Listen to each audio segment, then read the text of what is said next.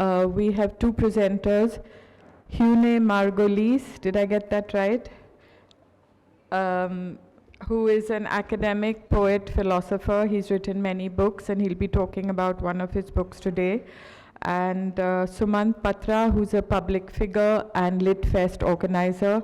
Thank you so much for coming. Over to you. Again, good morning, everyone. I'm very happy to have a conversation with Sumant Batra, one of India's great writers. The book we're going to be talking about specifically is Anarkali, just published by Om Books. Om Publishers.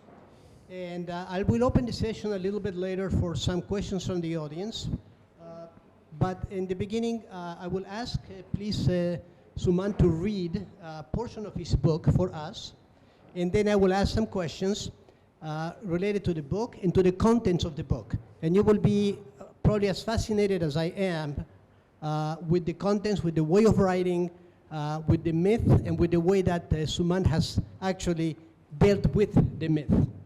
So please. Thank you so much, Yuns. And thank you, GLF, for having me here, and thank you for the introduction.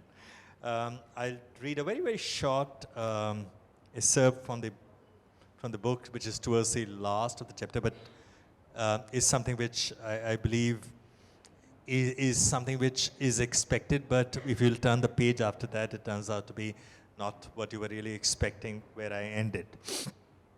The chapter is An Enduring Passion. The layers of brick rose around her. And for those who may not be familiar with Anarkali as such, there is a version of a film on her or around the love episode relating to her called Mughal-e-Azam, where she's seen towards the end of being bricked alive.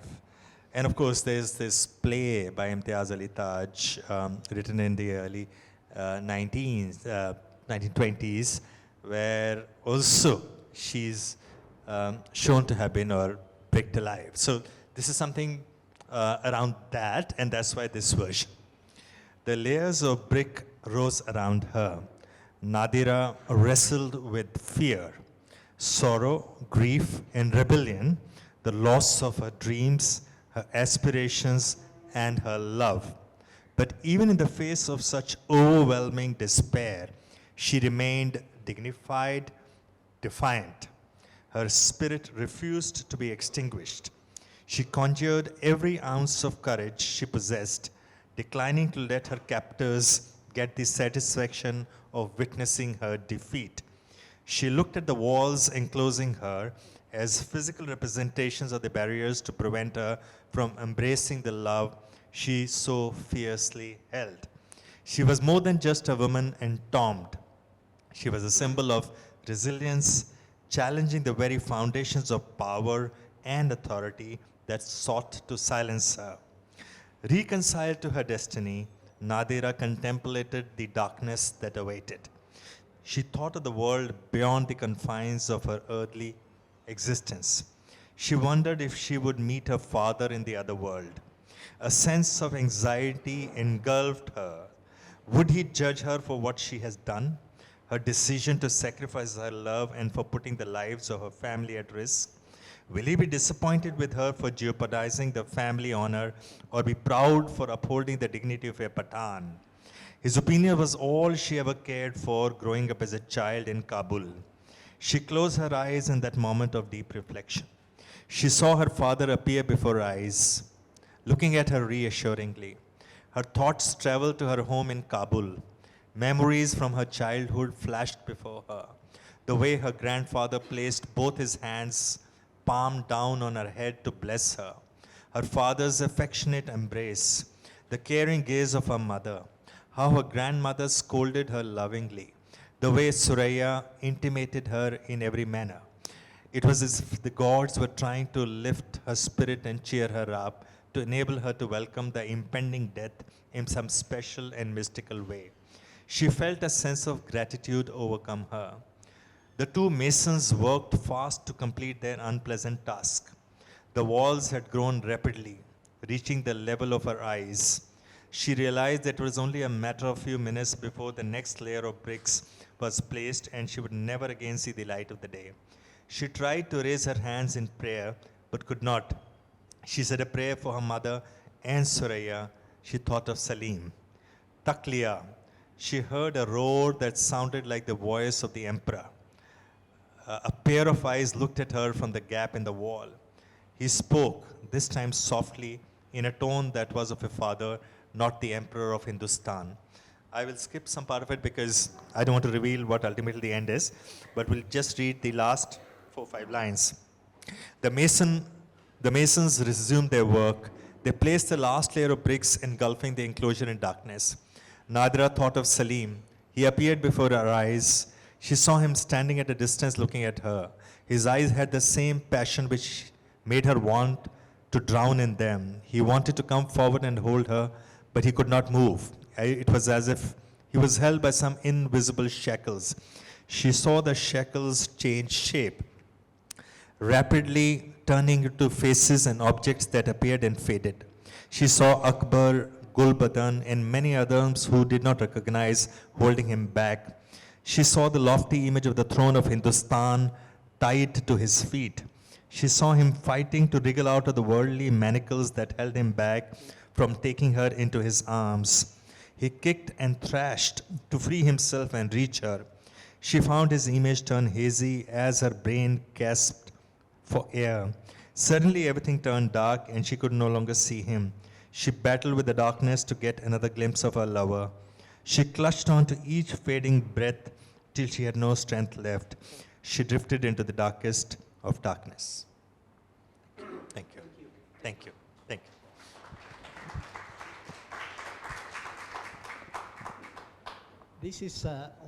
This is just like a little tease into the story.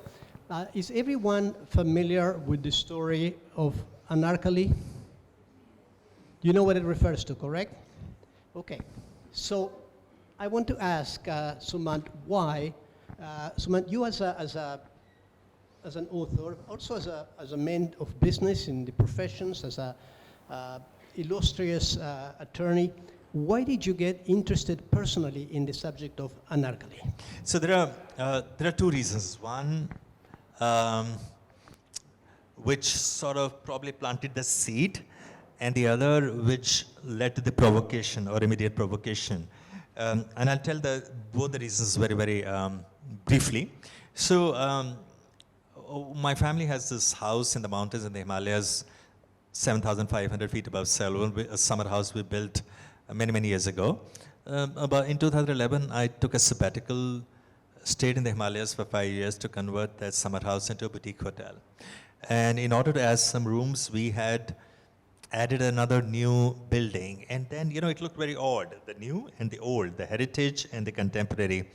And then we started looking for some justification to tell the guests is fine, both complement. And then we were looking at stories, which we could do in each room to show that two different people, when paired together, could really become very formidable, but they could be very different from one another. And then we were looking at various stories, and one of the themes that we contemplated was maybe, because it's a very romantic place, so maybe the love pairs. And then we did a lot of research on the various love pairs and myths and legends and stories like Shiri Farhad, Romeo and Juliet, and many others, and also in that process, Salim and Anarkali. And what I found to my dismay was that there was absolutely no literature at all on Anarkali. And the only literature that existed, if at all, was around that love episode, the tragic love episode with Salim. And then, of course, that left me wondering, and I thought at some point in time one would try to find out. It's 410 years, nobody has written about her, although she remains in the subconscious of this nation even after 4 centuries. So many movies have been made on her. There is theater on her. More recently, there is an OTT series on her, but absolutely no book.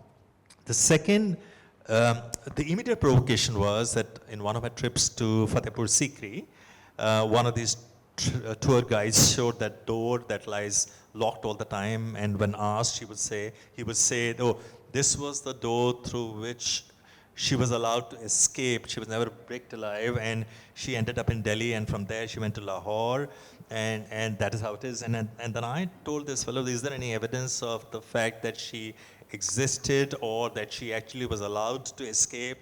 And he said something in Hindi, which I've also quoted in the book, and I'll mention it in Hindi and then translate it for the benefit of those who may not understand Hindi as well. He said, जनाब ये हमारा सच है, अगर आपका कुछ सच है तो आप बताइए, नहीं तो हमारे सच को छोटा मत करिए. He said, this is my truth. If you have your own, then please let me know. Otherwise, don't belittle my truth. And this was enough for me to venture on the path of finding my truth, and in that process, probably even her truth.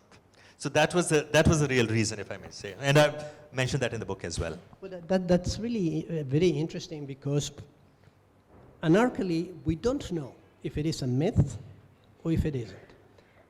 We don't know whether the story happened exactly as it was told, or maybe, because every myth is built of components of truth. It becomes a myth when a culture decides that it has a value for them. And usually a myth is a repressed desire by the people, a repressed desire. There is something in the myth that speaks to you, but you don't know exactly what. So if it is a myth, or it isn't, but it became important in the Indian culture, why is it that hasn't taken, because you mentioned it hasn't taken too much in terms of research or publications. Why is it important to India, and why hasn't this resonated more in the intellectual circles? So, there are two sort of questions to your comments and question. The first is whether she's a myth or she's a fact. I'll deal with that part first. So, my 3.5 years of research, very deep research, brought forward enough evidence, historical documents to show that she did exist. But there's, at the same point in time, enough to question and challenge that she did not exist. So even though personally convinced, because I'm not a historian, I didn't want to get into, I didn't want to walk the path of trying to sort of prove that she existed, because my book is not on history, and I'm not a historian. I wanted to write on her, and therefore I decided that rather than the book getting involved in a controversy or a question whether it is a myth or a reality, I should just write a historical fiction. And I had enough literature or material to be able to sort of give her a story, give her an identity, give her a life, give her a name, give her parents, give her a childhood, give her a youth, tell where she grew up, where did she learn Kathak, how did she learn Kathak, how did she meet Salim. And a lot of it was absolutely different from how it has been portrayed in Mughal-e-Azam, before that in Anarkali. And therefore I just sort of confined my book to sort of to that. Now, why is it that nobody wrote about her, and yet she sort of stays, as you mentioned, so emphatically in the conscious of this? I think for two reasons. Although, you're a philosopher and you would know it better, but in my assessment, I think is the kind of love that she portrayed, selfless, sacrifice, questioning the authority of one of the most powerful emperors of Hindustan, choosing death over bowing down to his wishes, having a pure love, which is inspired from the philosophy of Kathak. She was a great, for her idol was Radha. And from that point of view, she believed always that Salim is an illusion. She will never be able to probably marry her or be with her. But that did not in any manner dissuade or deter her from loving him or seeking his love, which did not have to eventually end up in a marriage or being together or living together, or she becoming the queen of Hindustan. And I think that probably is the symbol of love which resonated with a large number of people over centuries. But whether it will today or not is very difficult. And that's why, if you see, the book is for me, the biggest challenge was that how do you write it from the perspective of a young 18-year girl from today's perspective, because the book will be read by a very different generation from what she belonged to. And therefore, to write it from the prism of a 16 to 18-year-old girl was my biggest challenge, so that it resonates, and I think it has. And that's why in the first 45 days itself, we sold 5,000 copies, and it's a bestseller already. One other reason I would like to share with you that impressed me with you. This is a love story from the perspective of a victim, right? Because we know the tragic end. Usually the love stories that we're more familiar with have happy endings. And it's the perspective of the powerful person that can attract this love to it.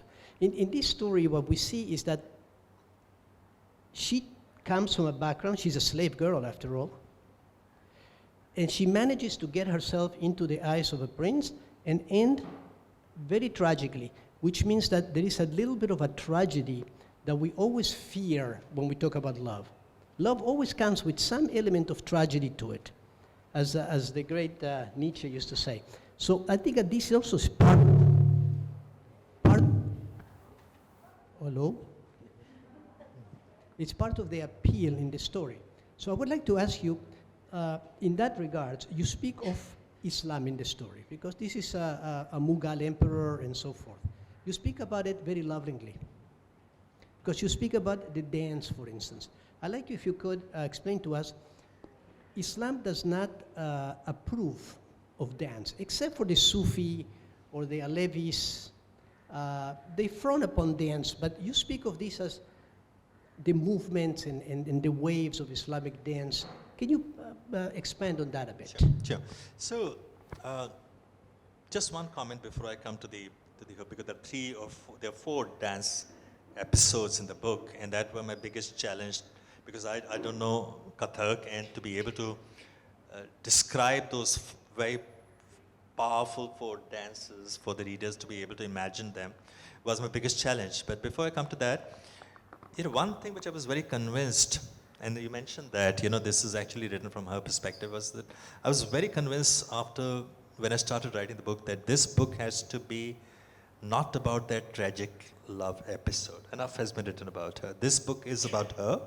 This book is about her life. This book is about her psychological, her behavioral, her personality, and as to why did she choose to act in the way she acted when she was confronted by Akbar. So, and as you rightly mentioned, for me, what was very important was to give her that closure, because all the cinema that has been made on her does not talk about her story. I mean, you feel bad for her, you feel empathy for her, you sympathy for the tragedy, but it does not give her a voice, except for the dialogue that she has with Akbar in the film, where she sort of assumes a kind of an authority out of love to say, what I'm doing is right, you are the ones who are wrong. But for me, what was important was to tell the entire story from her perspective, and give her a closure. So this book is actually something which gives her a closure. Now, as far as the dance part is concerned, the Islam, and so the way the book you will see is it comes across that one of her best friends is from a Hindu family. And therefore, when she visits their family, she spends time with them, eats their food, gets exposed to their culture, and sees the Kathak dance also. She gets enamored, and she wants to learn. And in fact, even her aunt teaches, but in a very limited way. But she wants to, she wants to excel, and she wants to even go beyond that. And then, she sort of combines the Sufism, she combines the Kathak, the learning, the devotion, everything. She studies it, and ultimately she adopts her own version of Kathak, and that is why when she goes on the stage to perform for the first time before Akbar, he's just sort of completely taken aback by the purity and the passion of her dance. And then he gives her the title of Anarkali. Unlike you see in the film, where he gives her, when she appears and dances in the palace, but that's not the way it happened. It happened in Lahore, not in Agra for that matter. But that is, how, so, and then of course there are other performances. And if you see the cover also, this cover is also where she rehearses before the final dance, before she's captivated. But this is Sufi dance, right? Yeah. No, so it's not Sufi dance. The dance is Kathak, but she adds her own touches of Sufism in that. And that is when she goes into a complete trance. And this is India. This put together, this synthesis of different heritages that come together on a basis of an Indian dance, which makes it fascinating from this.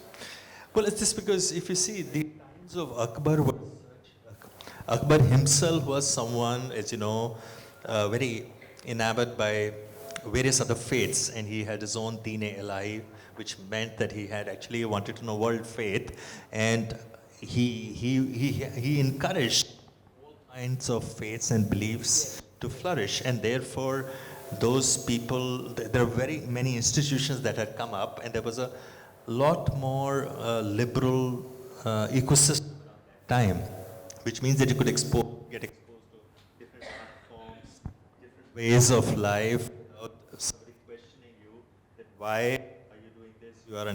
You are a Muslim, or you are a Mughal, or you are a Hindu. So I think she grew up in that ecosystem in Lahore, which anyway was a seat of learning, has always been.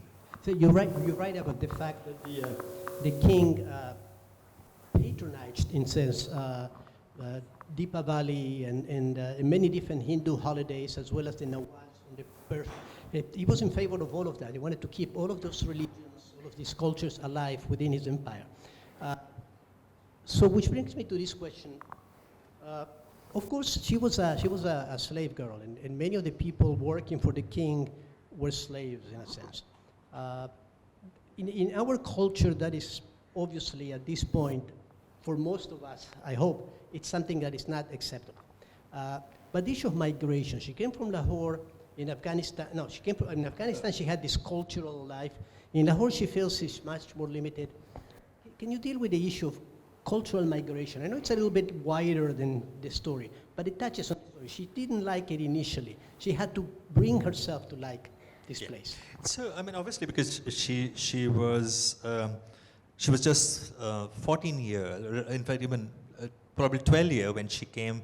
She was forced to migrate from Kabul to Lahore, and obviously initially she found the whole, the weather, the flora, fauna, food, everything very different from Kabul. Even the dance, culturally it was a complete different. And her mother had gone to Agra already to serve Akbar, so she was alone, and therefore obviously she had those moments initially of being homesick and missed her grandparents who had got killed on the way to Lahore.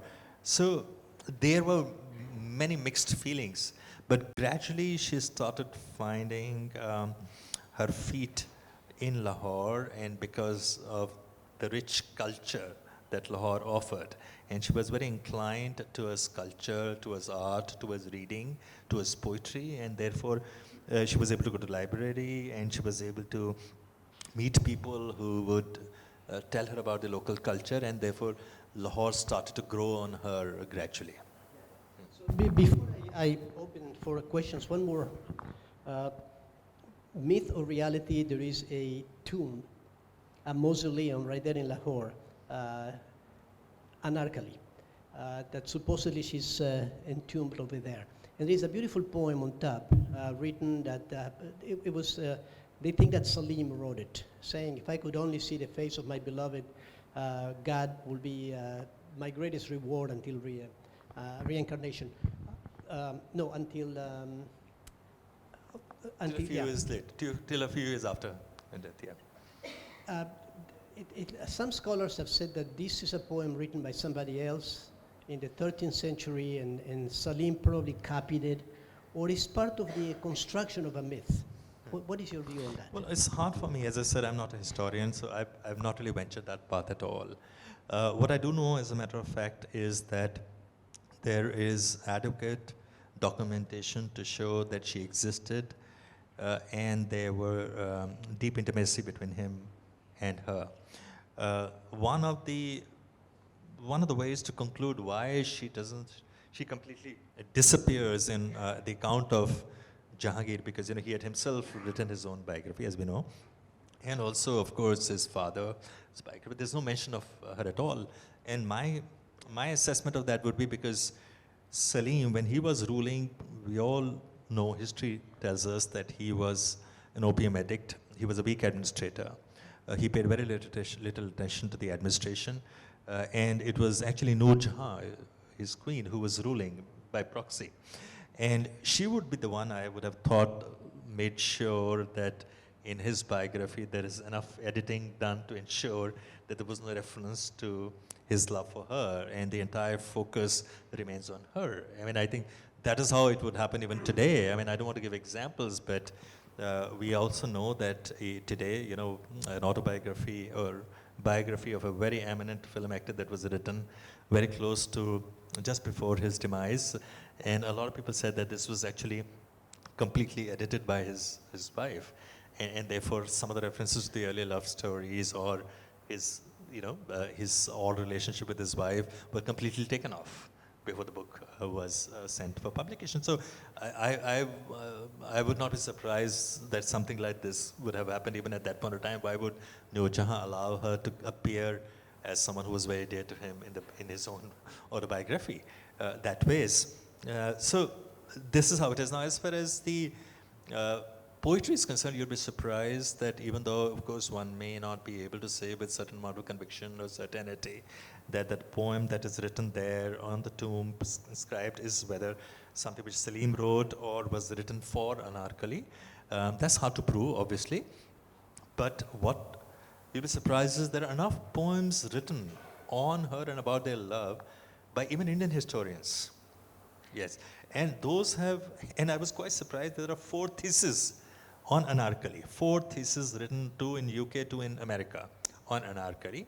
Obviously, none of them actually are on whether she existed or not, but on why is she such an enigmatic personality? Why is she that in 410, 15 years she continues to intrigue us even today? What was her personality, her behavior, her rebellious, the whole rebellious personality that she had, and such dignified and grace in even what people see was her defeat, but actually was her victory over the emperor. She was not a part of the harem, was she? No, she was not. She was never part of the harem, but of course, there is a version which believes that actually she was also Akbar's concubine, and one of the sons, Daniel, was born out of her, and that was the recent, the Taj on ZTV, the OTT series Taj was actually on that version, which is, if I may use the word, and I apologize for saying that, it is ridiculous because that's absolutely contrary to the facts. But yes, Akbar did have interest in her mother because she worked in harem and he had given her protection. So therefore, the complexity of relationships arose. In my book, if you read, you'll find that she was a victim of circumstances. Akbar had nothing against her. Akbar had nothing against the love affair because, it was common for a prince to have more than one wife, 20 wives, hundreds of wives. Akbar had many himself. So it was not just about why she, or it was a very complicated web of relationships between the father and son, Jodhabhai and Akbar, the aunt, and of course the fact that Akbar did not have any confidence in Salim at all, whether he'll be able to be a good successor, whether he'll be able to live up to his expectation, will be able to hold on to Hindustan or not, and therefore his entire focus was to find a good way to have a good person by the side of Salim when he becomes a successor. And Akbar and Anarkali couldn't have, obviously, because she was just a romantic, passionate lover, while they wanted someone more than that to be by his side. The hostility, the antagonism between the father and the son preceded, I believe in the book, the meeting with Anarkali. the king was not happy with the way the son was. And then Anarkali comes about and he becomes frightened, panicked. Well, he just thought that he has enough distractions already, and now Anarkali has come in. So that's why she was just a victim of circumstances. She was a collateral damage. He had nothing against her. He did have grudges against her mother because he thought that the mother might have conspired to nudge his daughter to come closer to Salim and use her proximity with the palace to bring them together. Which obviously you'll find the book, when you read the book, that to be different from that, how it is. But this book is actually ultimately you'll find. And in fact, somebody questioned me that why did it take you 180 pages to make Salim and Anarkali come together and meet one another? Because I said, this book is not about the love affair. This is not about the tragedy of the love episode. This is about Anarkali. It's about her life, and therefore one. And then secondly, I had to make that effort because, for a generation who has seen Madhubala as Anarkali, for me to take off that baggage and allow them to see my Anarkali, to visualize and imagine my Anarkali. Anarkali is a very different beauty, as a different young girl from 21st century perspective, to be able to relate to them, to be able to relate to her feelings, her emotions, her reactions, her responses. I had to, and also I had to give her therefore a family, I had to give her a name, I had to give her grandparents, I had to give her an upbringing, so that by the time when she meets her and the relationships start and the complications of Akbar, everybody comes in, she already has a personality, she already has an independent mind, she already has in her very clear personality traits from the past that she has inherited or she has grown up with, which will determine how she will respond to situations, relationships, and to complications. You gave us the human within the myth. I would like to ask anyone, if you have a question or a comment, please let me know and I'll give you the mic. Yes, I'll bring you the...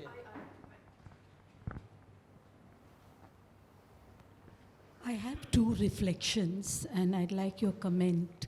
One is that a love story going sour, for whatever reasons, has our society moved on over 400 years with honor killings, and when very Akbar, being such a progressive, liberal-minded Mughal ruler compared to all his other rulers, if he takes such a extreme stand, and then today you have reflections of a similar behavior. After 400 years, our society hasn't really moved on. And also this concept of love, it has something very fulfilling, something very positive, but why does our society look upon it negatively when it comes from two different opposing groups till today? That's a very good comment, and in fact, very good observation as well. I'll respond to the latter part of your comment first, that yes, you will find in the book that the social structures at that point in time played a very important role. That's the point I was making. She became a victim of the circumstances which included how the social structures operated, how the political diplomacy operated. Akbar married Jodha because of political diplomacy. That was the political economy at that point in time. And Jodhabai also agreed to Akbar's decision because she also felt that in the interest of Hindustan, it is important that Salim marries someone else other than that. So it was the social structures and the politics of that point in time playing its own role. And the love just cost absolutely become insignificant at that point in time. These two lives, they thought, were a small cost to pay to preserve the Mughal emperor. That was the overall decision that Akbar took. The second point that I want to make was that Imtiaz Ali Taj's play, in that she's actually bricked alive. That play shows her being bricked alive, and Akbar actually ordered that. But K. Asif, when he made Mughal-e-Azam, he changed the end and allowed her to escape. His mother comes and asks for return of the favor because she had brought the news of Salim's birth, etc. And Akbar had said, ask me a favor at any point in time. Because KSA felt that Akbar, like you said, was considered to be a very benevolent, generous emperor, and the society would not accept this kind of a decision, harsh, ruthless decision from Akbar, and the film will fail. And that is why he changed the end and allowed her to escape. So, but that was the twist that was made by cinematic liberties that K. Asif took. But the real story is different. But my research shows that Akbar would have done that. Although I don't want to reveal what happens in the book, you'll find, actually my book starts in 21st century in London, and you'll find out why. But I just thought that it is important that I don't get into judging anybody. Nobody is portrayed as a villain. Nobody is portrayed as a victim. Nobody is portrayed as a villain. This book is about the web of complex relationships, social standards at that point in time, the complex politics, and at a very fragile stage, the Mughal emperor was, because Akbar was aging, and there was no succession plan, and nobody was worthy of standing as tall as Akbar was. And we all know what happened after that. You know, we had times when obviously Aurangzeb was very, if I may say, was a firm ruler, but he was not Akbar, and that's why the crumbling happened of the Mughal Empire going forward, the downfall. Anyone else would like to make a comment or ask a question? This is your opportunity. Yes, sir. Right here. Yes. You argued very persuasively that history is often transformed into mythology for political reasons. Is that true of India today?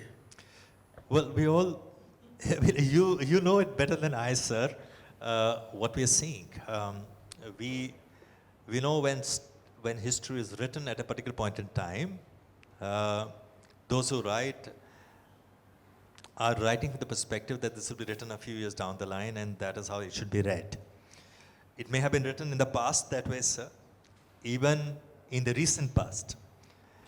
And the way it is being written today also, we all know, is being written with a purpose as to how it should be read by the generations to come. But I'm sure in times to come, there'll be others who will be writing history, and they would be writing their own version. But I believe that, like all of us sitting in this room, India is a immensely resilient country with very independent mind. They get swayed, they have their emotions, they react, respond. We all see that happening in many, many forms, in many, many ways. But none of it would be able to distort the structure of this country beyond a point. The foundation is so solid, I believe, personally, that you may be able to shake it, you may be able to distort it, you may be able to do some damage to it. But the rock solid foundation is there, and someone else sometime later will come and build something on it, reconstruct on it. I think that is the civilizational legacy that we have of thousands of years. Yeah.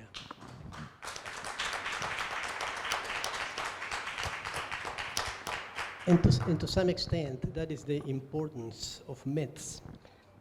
However, we have seen from history that sometimes a myth could be taken in the wrong direction.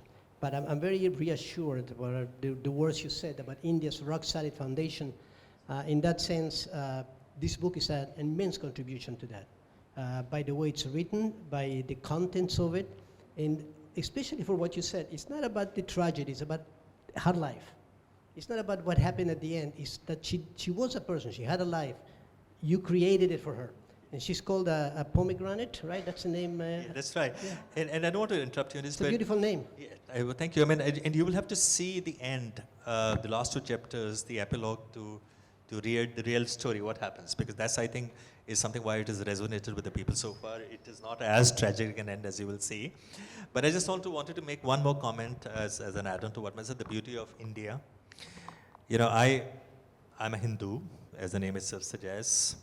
My family migrated from what is now Pakistan at the time of partition, leaving hundreds of acres of land behind with just nothing. My father was just 6 years old. We made big my father went on to hold one of the most, one of the highest constitutional offices in the country. Today, I live in Goa, in Diwar Island, in a house which has a cross on the compound wall, and I'm writing about Anarkali as from a Mughal era. This is the beauty of India. Yeah. Thank you. Thank you. Thank you.